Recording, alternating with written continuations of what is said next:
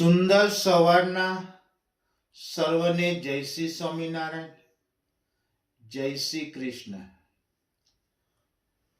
પરમ પૂજ્ય એવા મહાન સ્વામી મહારાજનો જય. આવનાર નવ વર્ષ માત્ર કેલેન્ડરનો બદલાવ નથી. નવ વર્ષ એટલે નવો વિચાર, નવી દિશા, નવી શરૂઆત અને નવી જવાબદારી. 2026 આપણા જીવનમાં એક પ્રશ્ન લઈને આવે છે. શું તમે તમારા અંદરના શ્રેષ્ઠ સ્વરૂપને જગાડવા માટે તૈયાર છો?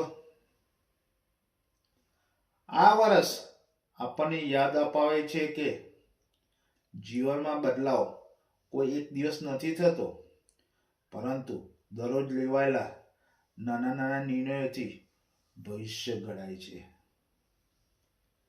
જીવનમાં વિચારોથી ભવિષ્ય રચાય છે.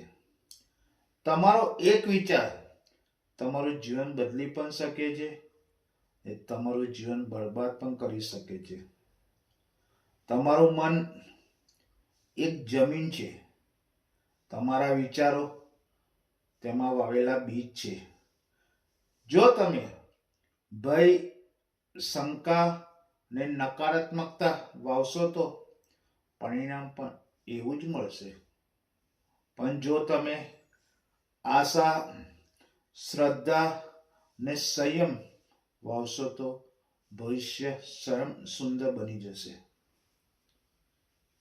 2026માં એક નિર્ણય જરૂરથી લેજો.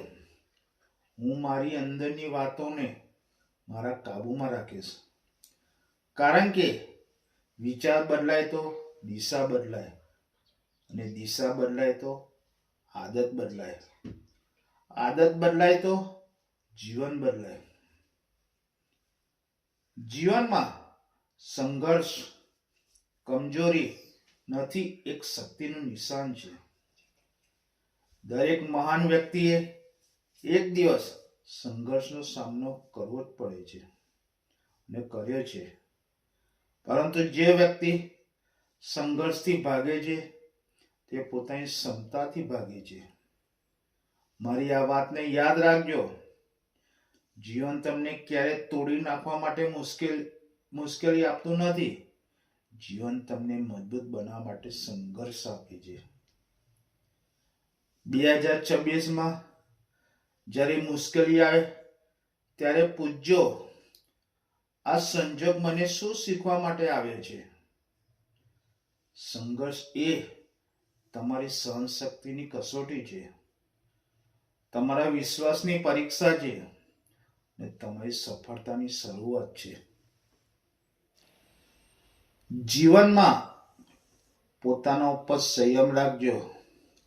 આ આધુનિક યુગની સૌથી મોટી શક્તિ છે.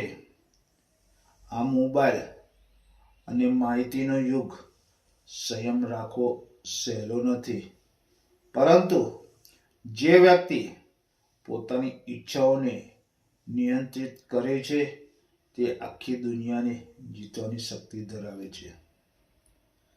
2026માં નક્કી કરો, જરૂર વગર કોલ નહીં કરવાનો, જરૂર વગર બોલવું નહીં, જરૂર વગર પ્રતિક્રિયા નહીં આપવાની. સંયમ એટલે દમન નહીં, સંયમ એટલે સચેતની પસંદગી છે. જીવનમાં સમયના મૂલ્યને સમજો. ભગવાનની સૌથી મૂલ્યવાન ભેટ છે.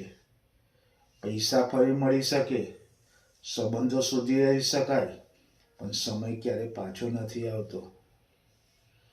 2026માં તમને પૂછે છે, તમે તમારો સમય કોના માટે અને શેના માટે વાપરો છો? દરરોજ થોડો સમય આત્મવિચાર માટે વાપરજો, વાંચન માટે વાપરજો, સ્વાર્થ માટે વાપરજો અને પરિવાર માટે. કારણ કે જે સમયને સન્માન આપે છે સમય તેને સફળતાની નવાજે છે. જીવનમાં નિષ્ફળતા અંત નથી, એ નવી શરૂઆત છે. જો તમે પડી ગયા હોવ તો તેનો અર્થ એ નથી કે તમે હારી ગયા છો. એનો અર્થ એ છે કે તમે પ્રયાસ કર્યો છે, તમે શીખ્યા છો ને તમે આગળ વધવા તૈયાર છો. 2026માં નિષ્ફળતાથી ડરો નહીં, તેને શિક્ષક બનાવો, કારણ કે સફળતા એ નિષ્ફળતાની પસાર થઈને જ મળે છે. જીવનમાં શ્રદ્ધા એ અદ્રશ્ય શક્તિ છે. જ્યારે રસ્તો ન દેખાય, જ્યારે કોઈ સાથ ન આપે, ત્યારે શ્રદ્ધા હાથ પકડીને કહે છે, હું તારી સાથે છું. શ્રદ્ધા એટલે અંધવિશ્વાસ નહીં, પરંતુ અંદરની સ્થિરતા. 2026માં પોતાનામાં શ્રદ્ધા રાખજો, તમારા પ્રયત્નોમાં પણ શ્રદ્ધા રાખજો, અને જીવનની પ્રક્રિયામાં પણ શ્રદ્ધા રાખજો. જીવનમાં કરુણા અને માનવતા જરૂર રાખજો. સફળતા ત્યારે પૂર્ણ થાય છે જ્યારે તે બીજાને પણ પ્રેરણા આપે.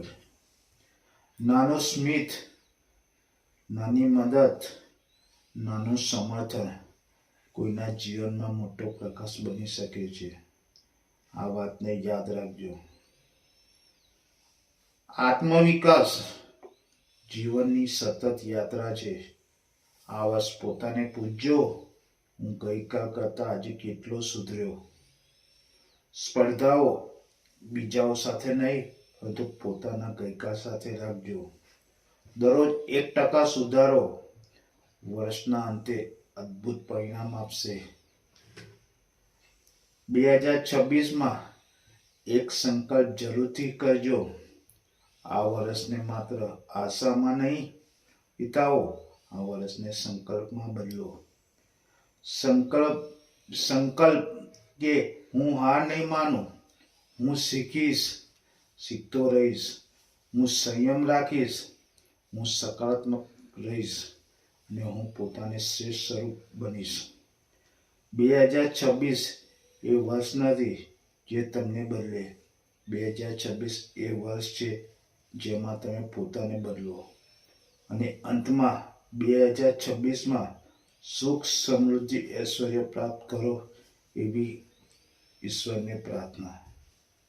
જય શ્રી સ્વામિનારાયણ, જય શ્રી કૃષ્ણ.